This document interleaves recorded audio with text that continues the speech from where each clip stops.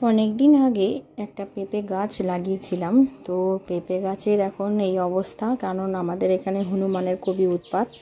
আজকে দেখো, গাছ থেকে আমি একটা পেঁপে পেড়ে নিয়েছি, মেয়ের মাছের ঝোলেতে দেব। পেঁপে আলু দিয়ে মাছের ঝোল হবে, তার জন্য আমি এই পেঁপেটা পেড়ে নিয়েছি। চিংড়ি মাছটা আমাদের জন্য হবে। তো চিংড়ি মাছে আর মাছেতে আমি হলুদ আর নুন ভালো করে মেখে নিলাম। এরপরে আমি চিংড়ি মাছটাকে ভেজে নিলাম। ভেজে তারপরে মাছটাকে আমি ভাজলাম।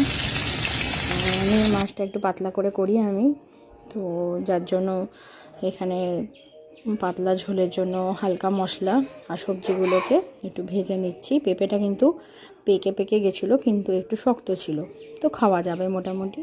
এইভাবে আমি মেয়েকে মাছের ঝোল করে দিই। তোমরা কিভাবে খাও একটু কমেন্ট করে জানিও।